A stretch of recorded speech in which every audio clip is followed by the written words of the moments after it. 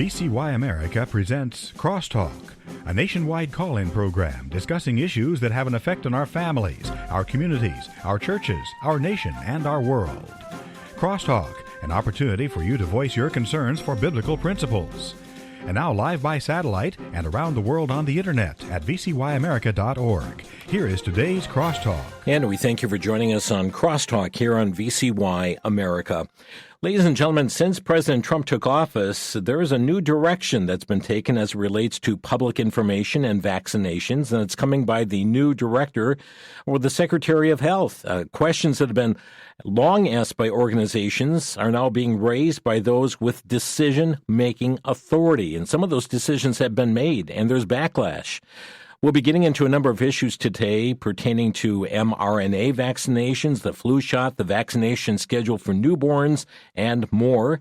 Joining us today, we welcome back Barbara Loe Fisher. She is president of the National Vaccine Information Center.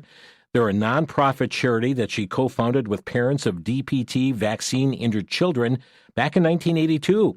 They're a national grassroots movement and public information campaign to institute vaccine safety reforms and informed consent protections in the public health system. She has researched and analyzed and publicly articulated the major issues involving the science, the policy, laws, ethics, and politics pertaining to vaccinations, and is one of the nation's leading non-medical consumer advocacy experts on the subject here. And Barbara, thanks so much for joining us on Crosstalk. Well, thank you for having me again. It's so much happening. Oh, there is, and we're gonna have you address so many things, because some of the things we're going to talk about today, for year after year after year, you've been calling for, and now finally we're seeing some action taking place. That's right. This is a really historic moment in terms of vaccine policy making in this country, and it's happening because Robert Kennedy Jr. was appointed to the Secretary of HHS, and he has moved very quickly in trying to do what the parents of vaccine-injured children have been asking him to do, asking the government to do for 4 decades, and that is to do the science, the good science that will give us an evidence base, a scientific evidence base for these policies, these one-size-fits-all vaccine policies that we believe have harmed a lot of children because they just were not willing to do the kind of science that needed to be done. And now, finally, there's a movement, and not only in terms of looking at the science, but also immediately taking steps to change policy that's not supported by current science. So we're going to unfold a lot, and let's begin working. We've got a long list of topics here, and maybe you could clear up on what some are saying is confusing information on the Pfizer mRNA flu shot. NBC News reporting the flu shot is outperforming the standard flu vaccine in their late-stage trials. That's Pfizer's mRNA. And they quote the New England Journal of Medicine, and then we also have LifeSite News covering the same issue, but indicating the mRNA flu shot from Pfizer has been linked to some pretty serious, dire events, especially to seniors, more likely diagnosed with kidney disease or acute respiratory failure. And they also look at this New England Journal of Medicine. Help us understand what's going on. Well, I think to put this whole issue of the mRNA vaccines in perspective, of course, we know what happened with the mRNA COVID shots. 1.6 million adverse events reported to the Vaccine Adverse Event Reporting System in this country after those shots. This mRNA technology that they used for the COVID shots it was an experimental technology. It was rushed to market, and we know that the origins of the SARS-CoV-2 virus that causes COVID disease, we know now pretty sure that it was lab created, that it was something that they were working on over in China. They were working on it here in our country, and it got out of that lab, and it is so this spike protein that's at the heart of this technology, which is basically a synthetic protein, is the basis for the mRNA vaccines. They call them vaccines, but they're really biological products that are different from the vaccines we've been using for many, many years. So just to quote a former official at FDA he says, I don't advocate the mRNA vaccines anymore because as you get to the idea of vaccine injury, when I give you an mRNA vaccine, what I do is I turn your body into a spike protein production factory. And spike protein is a very immunotoxic protein. So when you're looking at the Pfizer study that was published in New England Journal of Medicine, and they talk about how, well, we got a great immune response, much better than the flu vaccines that we're using now by using this mRNA technology. What they're not telling you is that this spike protein is immunotoxic, and what it does is it ramps up your immune system to have a hyper inflammatory response. That's what vaccines do. They create an inflammatory response in your body. If you, for example, are not able, for genetic or biological reasons, to resolve inflammation in the body, you are going to potentially have a real problem. They found in this study that, yes, the vaccine, the mRNA technology used in this vaccine, elicited a much more robust immune response. Mm-hmm. But in people over 65, what it did is it was associated with kidney damage. Wow. And respiratory problems. And in fact, when you look at it, 70% of the people in the vaccinated group in that trial had local reactions.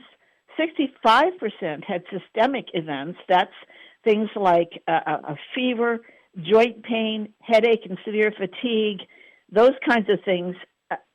And that is a very high reaction profile. So whereas the lead was, these mRNA, this flu shot is much more effective, mm-hmm. They weren't talking about how reactive it was. Yeah. And even without the mRNA, isn't the flu vaccine or the flu shot a guessing game every year as to what strains it's going to address? Oh, yes. If you go on the CDC website, you can see a chart that talks about how, in terms of effectiveness, it's less than 50% effective for, over 15 years. It has a very, very questionable effectiveness. I mean, it's reactive. The leading vaccine in the Vaccine Injury Compensation Program, the leading number of awards are for influenza vaccine. So when you try to make a benefit-risk analysis, you're talking about a vaccine that has very low effectiveness, but certainly can cause injury. So are patients told that in advance, the efficacy of the flu shot? No, not really. I mean, the vaccine information statements that are given, that are published by the CDC, and doctors under the 1986 National Childhood Vaccine Injury Act are supposed to give to people before vaccination, really don't tell the whole truth to people mm-hmm. about what the risk and the effectiveness is. Yeah, most people are just, do you want the flu shot? Or, we have the flu shot, you're ready for the flu shot, but without going into any details pertaining to it. Right, and so you really have to do your own research. This is why the National Vaccine Information Center has a lot of information on our website at NVIC.org about diseases and vaccines, mm-hmm. and we tell people about effectiveness and risk. That's one of many topics here. Barbara, here's another. There have been divergent views on any linkage between vaccinations and autism. The CDC has denied any such link, and now we have the new Health Secretary, Robert F. Kennedy, directing them, hey, you need to update your webpage, correct what they've been saying in the past, that they've said vaccines don't cause autism. He wants them to make correction on that, address the debate that's been going on and on this matter of the connection between autism and vaccines. Yes, well, it takes a lot of courage to bite the bullet and actually put up information on the CDC website that tells the truth. And the truth is that the studies, the methodologically sound studies have not been done to definitively show whether or not vaccines cause autism. Now, we believe that there's been enough studies in animals and humans to suggest that vaccines cause encephalopathy, encephalitis and encephalopathy, brain inflammation and permanent brain dysfunction that can take the form of autism. In other words, autism is basically a constellation of symptoms that demonstrate brain and immune system dysfunction.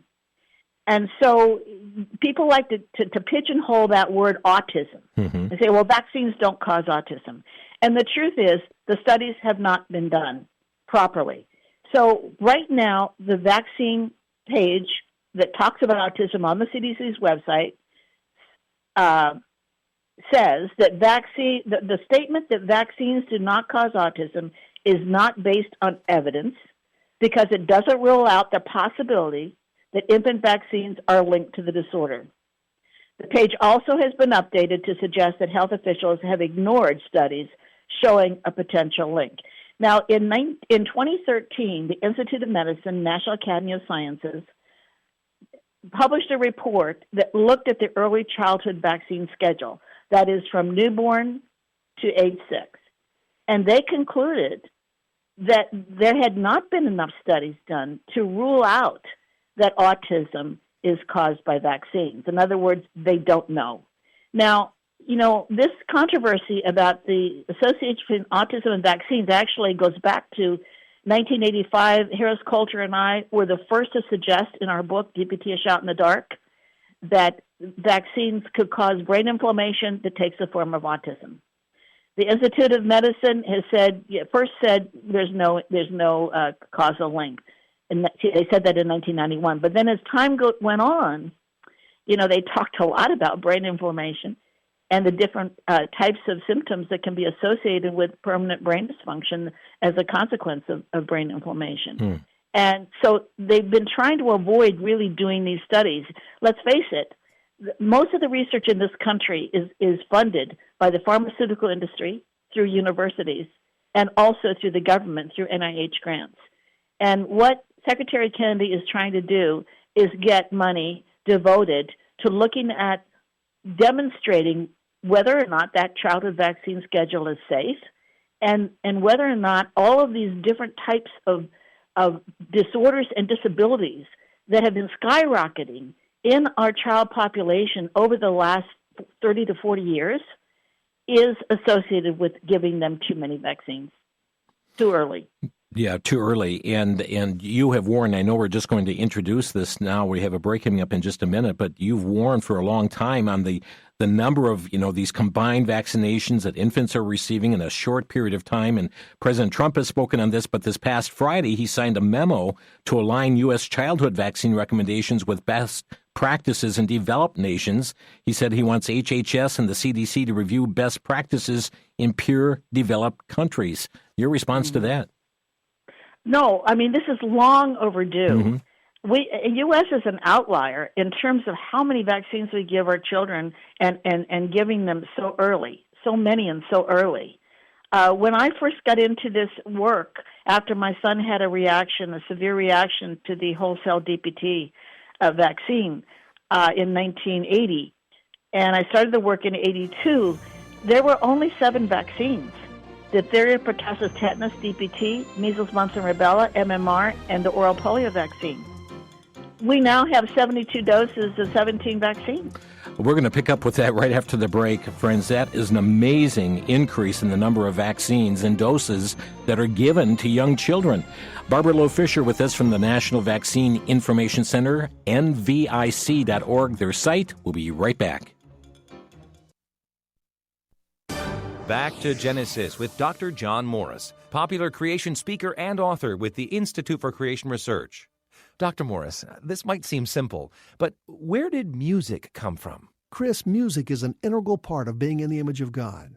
The early chapters of Genesis reveal that just within a few generations of creation, men were constructing musical instruments, both wind instruments and string instruments. Soon we see that even this was perverted. Lamech, one of the patriarchs, even sang a song boasting of his adventures and murderous prowess. Musical instruments have been found from soon after the flood. Even Neanderthal fossils are found in conjunction with musical instruments. You see, Chris, the evidence that we find supports the biblical truth of creation. Even music started back in Genesis. For more information on the foundational principles set forth in Genesis, simply visit us on the web at www.icr.org. That's www.icr.org.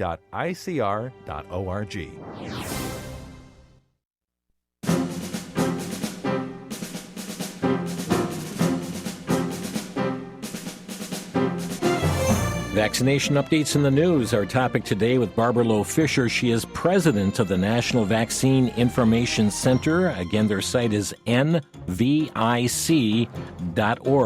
So, Barbara, just before the break, we were talking about the massive increase in the number of vaccinations and doses that from newborns and young childhood that they are receiving. Again, just review those numbers, because someone said, did she not speak correctly there? 7 vaccines before, now close to 72 doses? What's this all about? Yeah, no, it was when my children were being vaccinated back in the 70s and 80s, there were literally only 7 vaccines on the list, and they were given between 2 years and 6 years of age. 2 months old and 6 years old. Now, since 1991, the first dose of vaccine has been given to almost all babies in this country at 12 hours of age in the newborn nursery.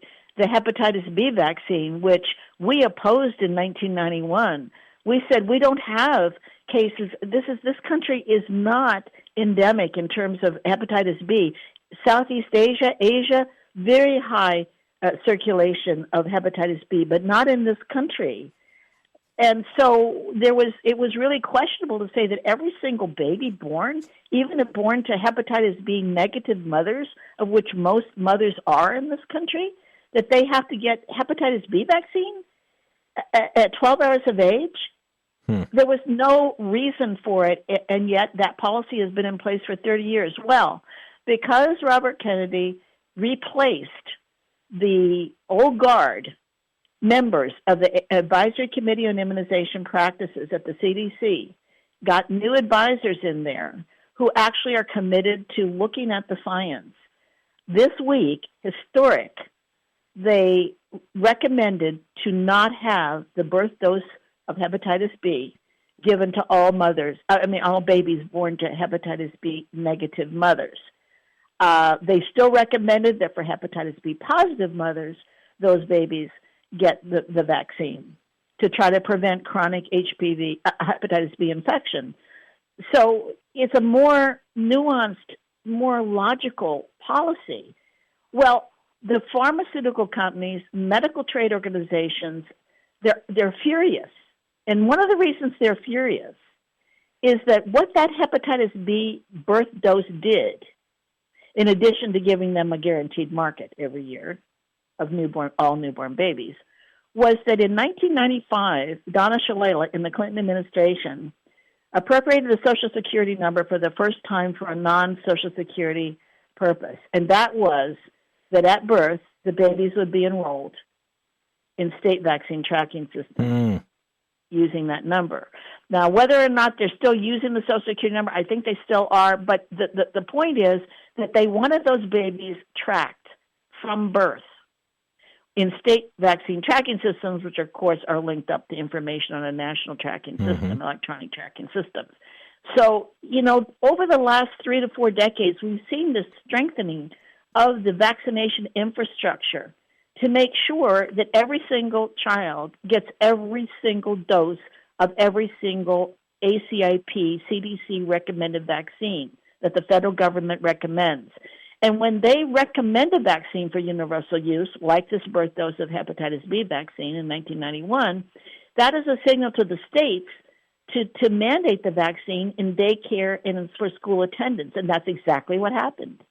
Wow. In the last 3 to 4 decades, every single time the ACIP has recommended a vaccine for children for universal use, we're now up to 72 doses of 17 vaccines, it has been turned in, most of the time, turned into a requirement at the state level.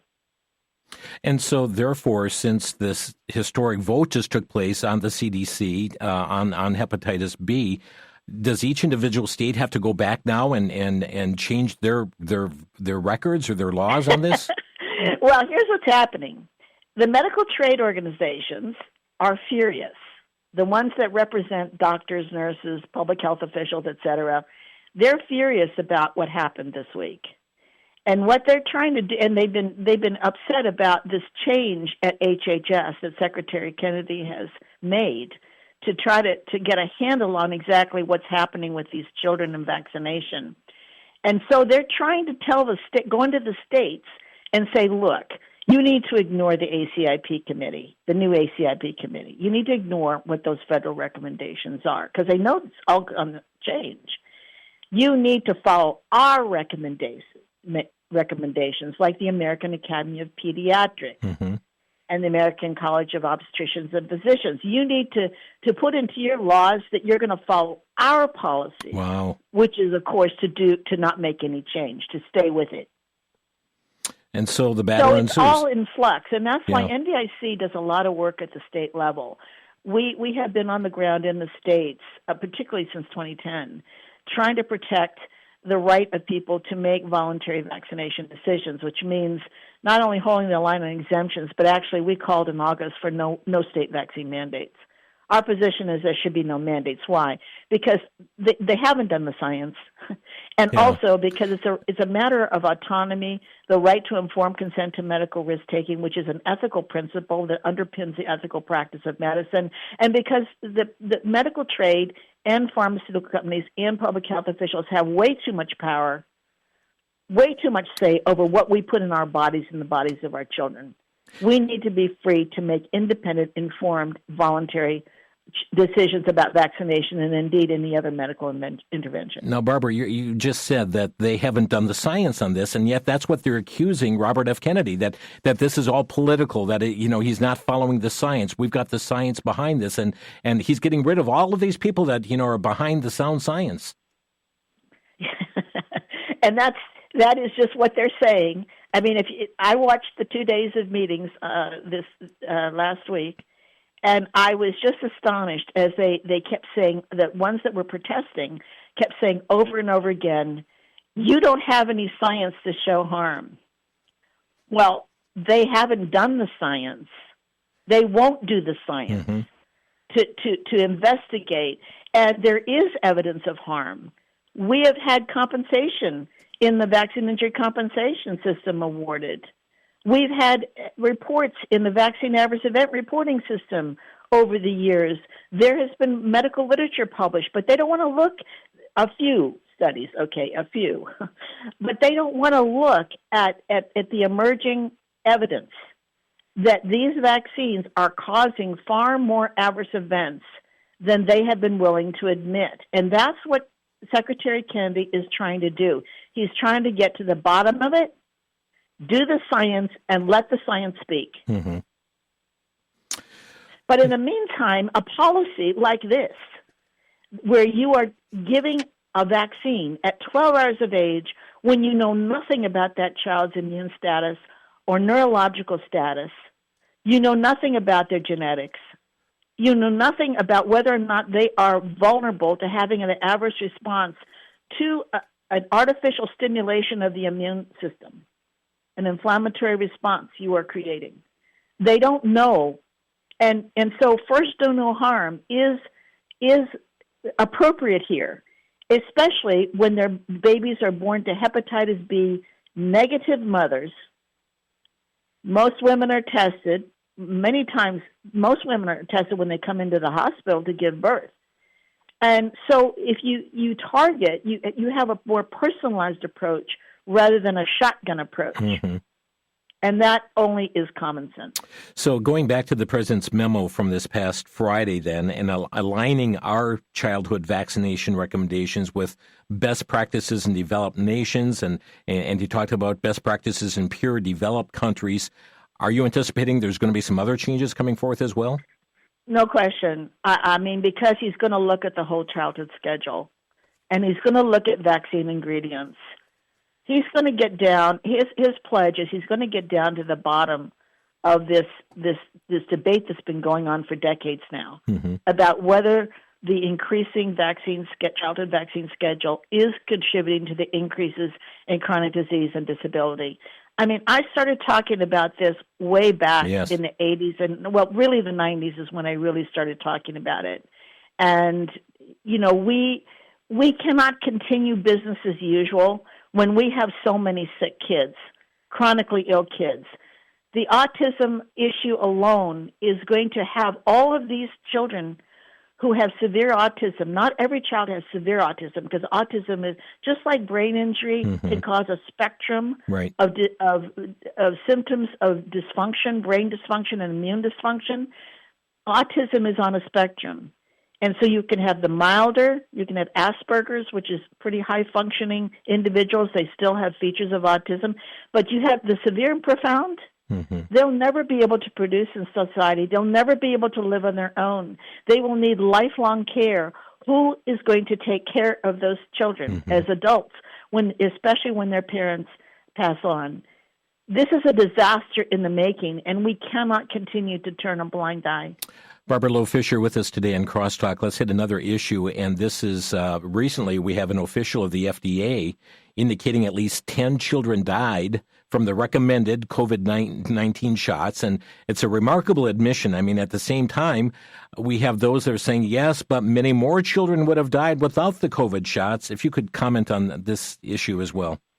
Another sort of historic event that happened at HHS last month, and that is that Dr. Prasad, who is an official at the FDA, decided to have an investigation of deaths associated with the COVID shot, and he started with the children. We know from adults that have had myocarditis has been causally associated with the COVID shot, the mRNA COVID shots particularly. But he decided to look at the reports of deaths in children after receiving COVID shots. And remember, children were the least likely to have a bad course with COVID. It was mostly the elderly that were really having a bad course with the COVID disease. So he has described this study or this investigation as a profound revelation, because he found that at a minimum, 10 deaths of children were related to the COVID vaccine. But he basically indicated it was just the tip of the iceberg. And he went further. He wrote this memo to the FDA staff, and he basically talked about the cover-up that occurred at the FDA under the previous administration. That they knew that cases of myocarditis were which is heart inflammation, were associated with deaths, and they just basically covered it up. They didn't tell the people for several years. They didn't admit that there was a problem with heart inflammation. And now, to admit that there were children who died, that's never been done before at HHS. Yeah. It really hasn't. They, at all costs, do not want to admit that the vaccines can cause death. And so this is just the beginning. Of course, the manufacturers of the mRNA product, Moderna and Pfizer, are protesting and saying there's no evidence. We've studied it. There's no evidence. But for me, I've been here all these years. If they had listened to the parents of DPT vaccinated children, when we rang the warning bell back in the early 80s, and they had done the studies, we wouldn't have been in this situation with COVID vaccine. Instead, they marginalized us, they censored us, they tried to stop our voices. And so now we have this thing that happened during COVID, which was government in a massive cover-up of the harm done by the shots. Friends, we'll be back in 1 minute. You're listening to Crosstalk on VCY America. Christian film writer, director, and producer Rich Cristiano has released 4 powerful films that motivate, encourage, and challenge believers. These also share an evangelistic message to the lost. VCY is offering the Cristiano 4-pack DVD set.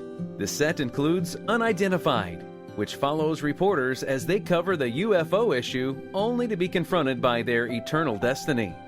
The Secrets of Jonathan Sperry, demonstrating the powerful impact a senior citizen has on young boys to reach others with the gospel.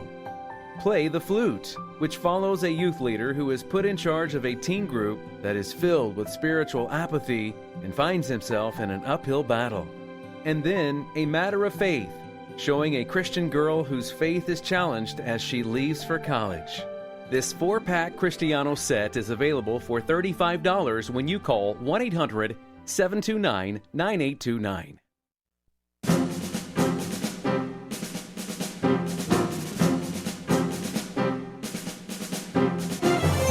You're listening to Crosstalk on VCY America. In just a short while, we'll be opening up the phone lines to take your questions. So, friends, be formulating your questions right now in your mind, or write them down so you can call in, and it can be as precise and as quick as possible to get your question out for our guest.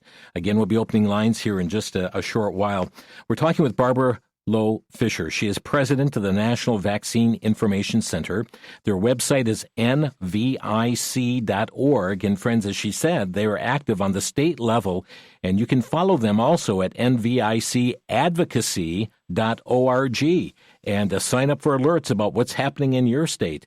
For instance, Barbara, we just saw the state of West Virginia that gave the courts there saying that West Virginia must allow students religious exemptions to vaccination laws, something that had been denied them, and something that of course you have fought for as well, and so you inform those who are part of the advocacy portal when things like this are underway. Yeah, I mean, it's been a real fight in this country to try to save the exemptions. The problem is, the reason I called for an end to vaccine mandates, too, in the end of August, was that a lot of the medical exemptions have been narrowed so much that nothing qualifies as a medical exemption. So very few doctors will give a medical exemption, because the health officials want everyone to get it, regardless of even if you've had a reaction. The religious exemption is in the same category. Many states require you to belong to a religion or a church that opposes vaccination. Of course, there are no churches that really predate vaccination, major religions. So they put people into a corner. It's kind of a bogus situation in terms of exemptions, and because they've narrowed them so much and required such a strict definition of what qualifies. And this is why you're seeing lawsuits on this issue. But the truth is that the state shouldn't be forcing you to belong to a certain religion in order to have an exemption. They shouldn't be doing that. Mm-hmm. They should allow everyone to have informed consent. So we've been talking about this new awareness that's taking place, and now we have the Public Health Policy Journal reported that the COVID-19 vaccines and boosters, both those with mRNA and those that are non-mRNA, that they pose an increased risk of 6 types of cancer and a 27% higher risk of cancer overall, based on a study of over 8 million people conducted by South Korea. This is also significant, a new awareness coming out on that issue as well. Well, yes, and I think a lot of people who follow this issue have been hearing about the turbo cancers. People who are healthy, they get these vaccines, this COVID shot, and they, particularly mRNA, but the DNA based ones also are a problem. Mm-hmm. And then they all of a sudden develop cancer, and it's not just a cancer that's slow moving, it's a turbo cancer. It moves very fast, mortality very quickly. And yes, this is a big study out of South Korea, 8 million people, as you said. Mm-hmm. And what they found was COVID-19 vaccines, whether mRNA or DNA-based, those are both genetically engineered vaccines, and the boosters are associated with a higher risk of breast, colorectal, gastric, lung, prostate, and thyroid cancer across all vaccine types and age groups.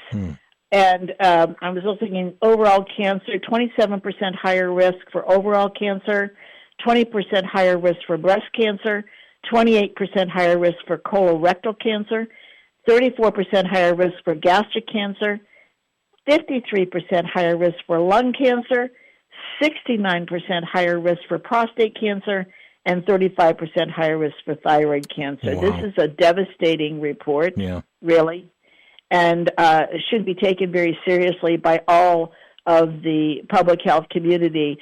Like I said before, we need the proper research done. Mm-hmm.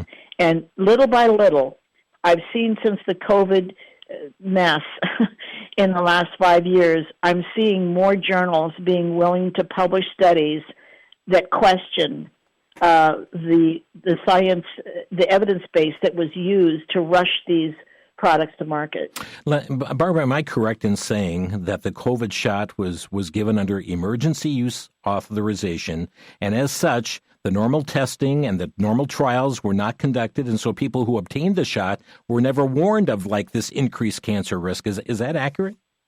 Well, they didn't study the Cancer Association, but you're right. This vaccine, this COVID biological, is the first time we have, on a mass basis, distributed a vaccine and promoted and first time federally mandated this biological product that had not been tested. It's under an emergency use authorization rather than normal testing procedures. They rush it to market in about 9 months, the mRNA product, and they cut corners. They did not do the full range of both animal studies, biological mechanism studies, and epidemiological studies that are usually required for a normal licensure. So for about a year, it was under emergency use authorization, and then slowly they licensed it for adults, and then for, I think, 16 years and older. But for a long time, the children, the young children were getting it under an EUA. So this was very sketchy. It wasn't done with the same protocols as the vaccines that sometimes take 10 years to get on the market. Yeah. So it's no wonder when you put an experimental product basically out there, you're basically testing it on the population. It's no wonder that all of a sudden we're seeing this evidence emerging that has caused much more harm than they assumed it would. Friends, our phone number to Crosstalk, 800-733-9829. We'll take your questions, be as precise, and get right to your point as you call 800-733-9829. And Barbara, there's a story on the vaccine reaction that more pet owners are hesitant to vaccinate their animals. Why the concern? Well, I mean, it's this new awareness since the COVID response to the COVID pandemic by government, and all of the information coming out about reactions in humans. It's now pet owners are starting to question when they take their pets in, do they need all these vaccines that have, again, like humans, the pets have to receive more and more vaccines. When I had a dog when I was a kid, I mean, it was rabies vaccine, then distemper vaccine. But we have many vaccines now for pets. And I think that the pet owners are also seeing the health of their pets deteriorate after they get round after round of vaccination. And they are, 26% of cat owners are vaccine hesitant. They did that study, published a study in 2024 in a veterinary journal. And then they found in 2023 that nearly 40% of dog owners believed that dog vaccines, canine vaccines, were unsafe. 20% thought they were ineffective. 30% thought they were medically unnecessary. So there is a kind of a spillover in the concern about vaccine safety and effectiveness among humans now in terms of pet owners. Wow. Our lines are packed already, and let's begin with the calls. Lily is calling from Arizona. Hi, Lily. You're on the air. Oh, my question is for the lady. I heard something about Bill Gates patented the COVID vaccine way in 1998. I can't find any research to collaborate with that information. Does she know anything about that? Okay. No, I have not seen that early date with Bill Gates in terms of the COVID shot, the coronavirus vaccine. But I know that Gates, of course, was a big proponent of the COVID shot and mandates. He was in favor of very draconian measures in terms of limiting travel, lockdowns, and the mandate for the COVID shot. And I read recently that he is going to pivot from his interest in climate change advocacy. He's always been there since the early 90s, actually, in terms of vaccination. Mm-hmm. But he wants to pay more attention now to vaccinating the world. Yeah. He is the biggest private contributor to the World Health Organization in terms of vaccination and making sure that every single infant born in the world gets all the vaccines that the WHO and CDC want them to get. He is infamous for saying if we do a real good job with vaccinations, we'll be able to save lives and limit the population, control the population. Thank you, Lily. We have Kiana in Menominee, Michigan calling. You're on the air. Hello, sir. Thank you for taking my call. Mm-hmm. I just wanted to touch on these vaccines. My children were both injured from vaccinations, and just wanted to touch on how the nurses and the doctors aren't even educated on the ingredients inside of these vaccines. They only are aware about some of the active ingredients, and they definitely have no idea what the inactive ingredients are. I talked to the head of the nurse staff at my son's doctor's office, and they had no idea. Mm-hmm. The head nurse had no idea what was in there, but they're pushing it on these children and making the parents feel bad if they don't get it. Yeah. And I just think that's not their place, and it's totally wrong. And, now the children are suffering, and I suffer as a mother. I love my children dearly, but, my oldest son has autism from this. Mm. And it's so hard to, live life. And I think these vaccines are evil, and I really hope that something is done about it. Thank you for the call. Barbara, your response. Yeah, I've heard this story over and over again over the years. Parents trust when they take their children into a doctor. They trust that the doctor knows about the risks and benefits of a medical intervention like a vaccine. And the truth is that they are not taught in medical school. I've heard this from doctors who have become enlightened, that the only thing they were taught in medical school was what vaccines to give and when. They were taught the schedule. They were not taught anything about immune function, about neurological reactions, about screening children out. They were just told to do it. And we knew this back. I remember marching in front of the CDC in 1986 and saying, you don't know how many children have become brain injured from DPT vaccine. You don't know. And we begged them to try to change the curriculum in medical schools to teach doctors about how to recognize a vaccine reaction and what vaccines contain, the ingredients vaccines contain. And we begged them to teach coroners about how to distinguish a vaccine death from a sudden infant syndrome death. And they admitted that they don't give the coroners any guidance. So we just don't know how many kids are being hurt by vaccines. That's the bottom line. Thank you for the call. Brad in Edinburgh, Texas, you're on the air. Yes, hi. My comment is I was injured by the COVID vaccine, and so was my little brother. And what I want to know from Barbara is, does she know if any of the current vaccines incorporate the use of the mRNA chemical? Okay, tell you what, we're up against a break, so let's take the break. And thank you for the call. We'll have Barbara respond to that afterwards. Back in a minute here on Crosstalk.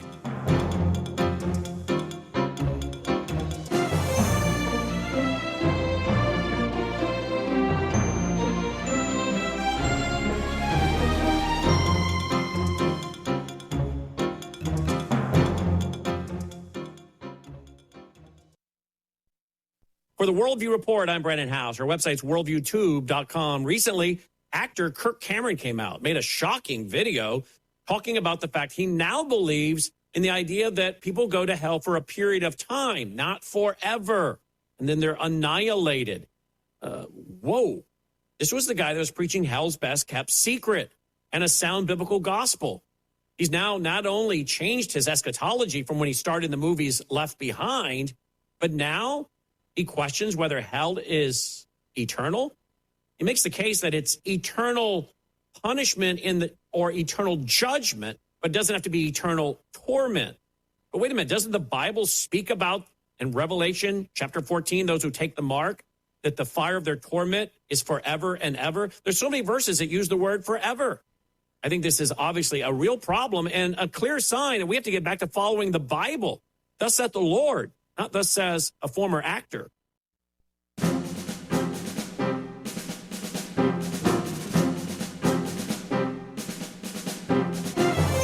Our phone number to Crosstalk today is 800-733-9829. That's 800-733-9829. Hopefully have time for a couple more questions here. The caller was dealing with mRNA, and we know, Barbara, that the use of mRNA has been very controversial. Dr. Robert Redfield said in an interview, he said, I really would like to see the mRNA vaccine use curtailed, and personally I'd like to see it eliminated because I think there's too many unknowns. That's a quote from him. He's asking, did the COVID shot, did that have that mRNA in it? What can you tell us? Well, yes, the COVID shot, biological, I call it a cell disruptor biological, Redfield was the one who made the statement, what the COVID vaccine does is it turns your body into a spike protein production factory. And with their success, Moderna and Pfizer, of rushing this mRNA product to market in the COVID vaccine, they thought that they had a free reign to put all of their eggs in the mRNA technology basket. So a lot of companies around the world are experimenting and creating mRNA-based vaccines for all kinds of diseases. Well, what did Secretary Kennedy do? In July of this year, he pulled $500 million in funding for mRNA vaccine contracts because he knows that there is a problem with this technology, and he's trying to put the brakes on these companies of putting all their eggs in the mRNA technology basket. Yeah. Including the recent flu shot that we talked about earlier as well. That's correct. Yeah. Let's go. Thank you for the call. Our number 800-733-9829. Harlan is calling from Thrusser, Wisconsin. You're on the air.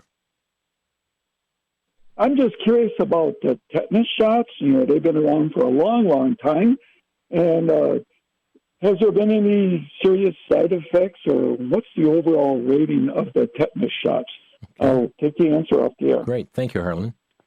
Well, there is risk with the tetanus shot, particularly if you have a certain genetic profile.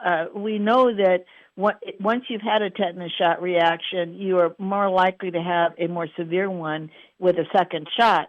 The shot is only recommended to be given every 10 years, and yet with this tetanus, diphtheria, acellular pertussis vaccine, TDAP, they keep promoting that in adults. And for pregnant women, they say you've got to have it during every pregnancy. Well, say a woman has 3 babies in 10 years, she's being hyperimmunized with tetanus. So, this is one of the things you really do need to become educated about it. Now, if you are on a farm, if you live on a farm, you've got farm animals, you've got a bunch of rusty equipment around in your field, and you run around barefoot in the field, you could step on a rusty nail, and if you get a puncture wound and you get no oxygen in that wound, it's a puncture wound, you could get tetanus. Tetanus can be very, very serious. It can give you lockjaw. You can die with terrible seizures. But again, your risk of contracting a disease is a direct proportion to your risk of exposure to it. So if you're living in a penthouse in New York City, your risk of getting tetanus is almost zero. Appreciate the call. Yeah. Let's go to Merle in Tennessee. Merle, you're on the air. Yeah, Jim. I just wanted to say I don't think any of this vaccine stuff, from the Wahoo leak to the injuries from the vaccine, I don't believe any of it was a oops. I believe it was all intentional.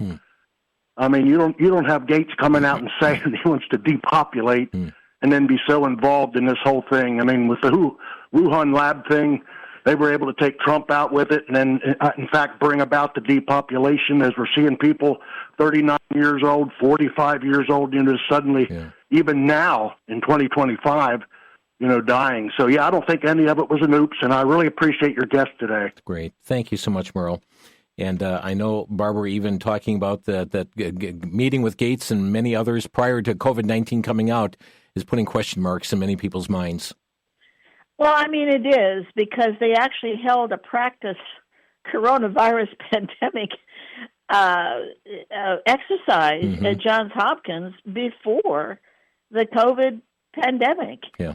In other words, there's so much evidence that can cause questions about whether or not this was something that was planned, or whether they knew, at least in the fall of 2019, that there had been a release.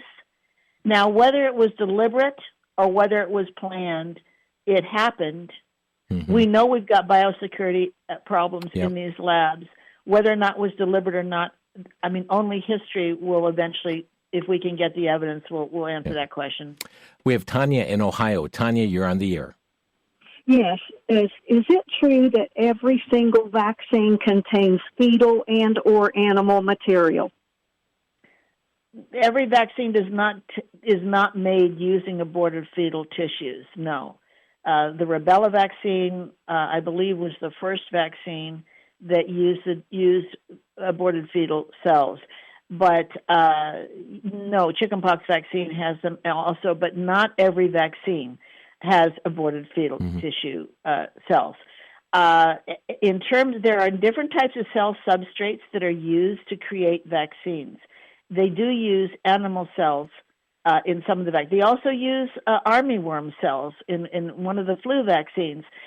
What they need to do with some of these vaccines is these cell substrates, animal and human, enable them to make the vaccine more quickly. It allows them to grow what they need to grow more quickly, and that's why it's used. But they are moving to this mRNA technology, which does not contain human or animal cell substrates. Thank you, Tanya. We are out of time. Barbara, we have just a half minute remaining. What would you like to leave with the listeners? I believe in empowerment through education. I believe we have to take responsibility for the choices we make, but we've got to be allowed to be free to make them. And so my advice is to become educated about this issue, both for yourself personally and your children, but also to take action in your communities. Talk about this issue. Don't be afraid to talk about it. And don't be afraid to get engaged with your state lawmakers so that you don't have to be forced. You aren't forced to take products you don't want to take. Barbara Loe Fisher, our guest today, and friends, 2 websites to check out, NVIC.org, that's for the National Vaccine Information Center, and NVIC advocacy.org as well, gateway to other sites and articles as well. Barbara, thank you so much for joining us today. Thank you. Barbara Loe Fisher is the president of NVIC. And friends, we thank you for joining us today on Crosstalk. You've been listening to Crosstalk via satellite and the internet from VCY America. Views expressed may or may not be those of this station. For a CD of today's program, send a donation of $6 or more to VCY Take Ministry, 3434 West Kilbourne Avenue, Milwaukee, Wisconsin, 53208, or download by RSS or podcast from crosstalkamerica.com. And join us again for Crosstalk.